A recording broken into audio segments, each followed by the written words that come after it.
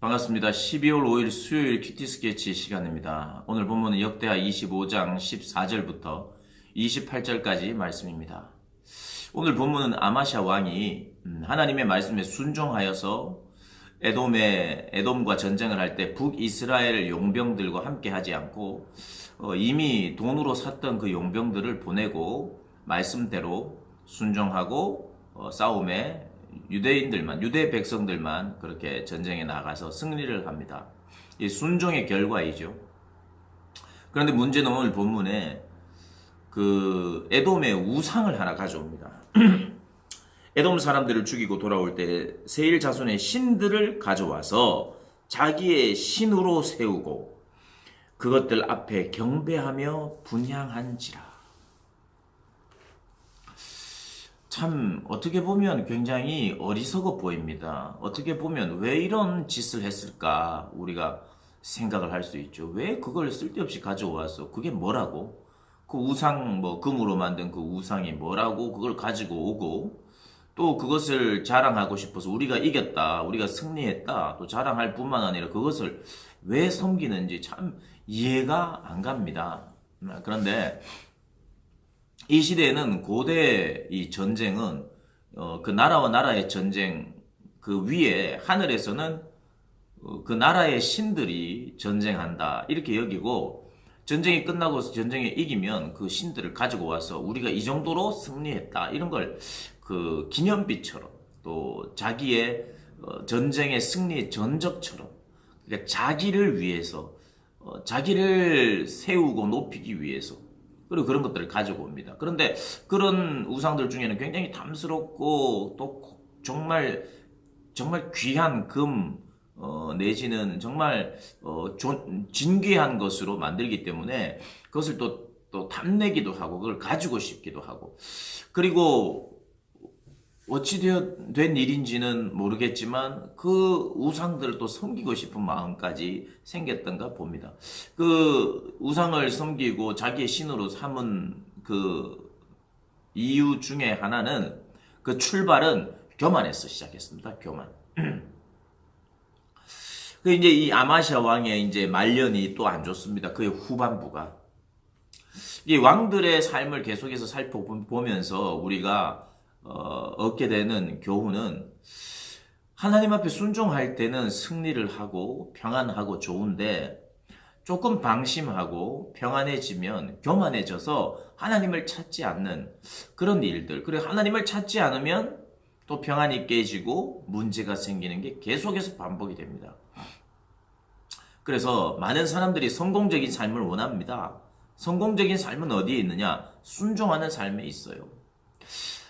모든 사람들이 성공하기를 원하는데 승리하기를 원하는데 그 원리를 때때로 까먹을 때가 있습니다. 승리하고 나면 자만하고 순종하고 귀를 기울이지 않아요. 오늘 본문도 마찬가지입니다. 이제 불순종을 했습니다. 불순종을 하고 나서는 교만해져 가지고 북이스라엘을 또 치러 가겠다고 합니다. 왜 북이스라엘을 치러 가느냐? 어제 본문에 용병을 샀는데 용병을 돈만 주고 그냥 돌려보냈잖아요. 그래서 화가 나서 그 북이스라엘이 유다 어디입니까? 그 13절에 어제 본문이죠. 사마리아에서부터 벳호론까지 유다 성읍들을 약탈하고 사람 3,000명을 죽이고 물건을 많이 노략하였다. 이미 그런 전쟁을 하고 돌아온 그 아마샤가 그걸 목격하고는 화가 났겠죠.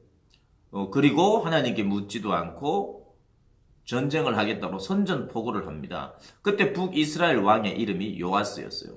그래서 선전포고를 하니까 요아스가 참 네가 지금 에돔과 전쟁에서 승리했다고 교만이 하늘을 찌르는구나. 좋다. 한번 전쟁해보자. 이렇게 이제 나왔습니다. 그런데 그런 와중에 선지자는 아마샤 왕의 그 판단을 잘못된 판단이라고 말하고 그걸 막았습니다.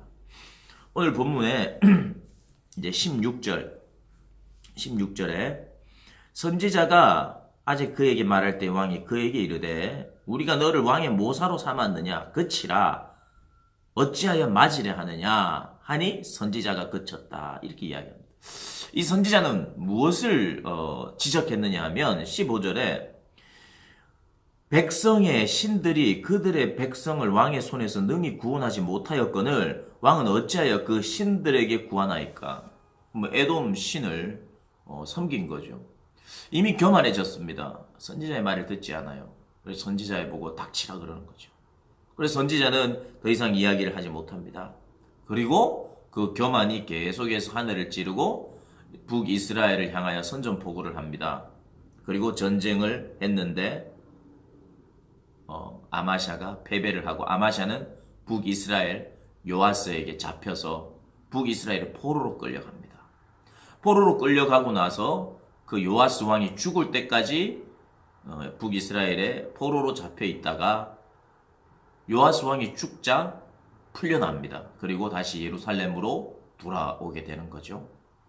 예루살렘에 돌아와서 참 그것도 은혜인데, 그것도 기회인데, 하나님이 15년 동안 다시 유대 왕의 왕권을 유지할 수 있도록 하나님이 기회를 주셨어요. 포로로 끌려가서 요아스 왕이 죽을 때까지 있다가 다시 돌아왔는데 왕의 왕권을 유지할 수 있도록 15년의 기회를 줬어요. 이건 또 기회인데 그때 하나님 앞에 돌아오고 회개하고 했으면 좋았을 텐데 역대기에는 그 내용은 없습니다. 회개하거나 하나님께 돌아온 내용은 없어요. 15년간 왕권을 유지하다가 그 마지막은 반역으로 암살을 당합니다.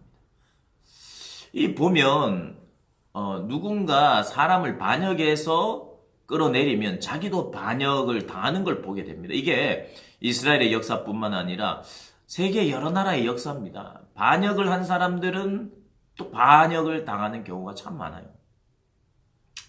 오늘 우리가 하나님의 말씀을 대하면 이런 결론을 얻을 수 있습니다. 하나님께 반역하고 또 하나님께 불순종을 하면 다른 사람들에게도 반역을 당하고 다른 사람들이 따르지 않아요. 내가 하나님을 따르면 처음에는 나를 따르지 않는 것 같고 도망가는 것 같고 말을 안 듣는 같은 경우도 있습니다.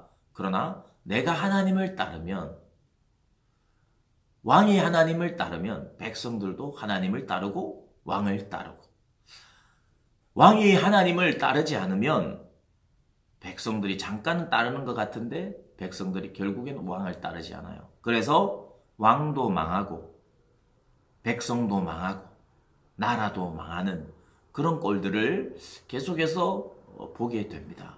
우리가 오늘 기억해야 될 것이 하나 있다면 우리의 삶에 근본적으로 가장 중요한 것은 하나님의 말씀에 계속해서 귀를 기울이고 하나님의 말씀이 내 속에서 이렇게 늘 가득 차 있도록 만들어서 언제나 하나님의 음성에 민감하게 귀를 기울였다가 하나님께서 순종을 요구하실 때 그때 순종하는 것, 이것이 가장 중요한 우리의 삶의 참된 성공을, 참된 만족과 행복을 가져다주는 길이다.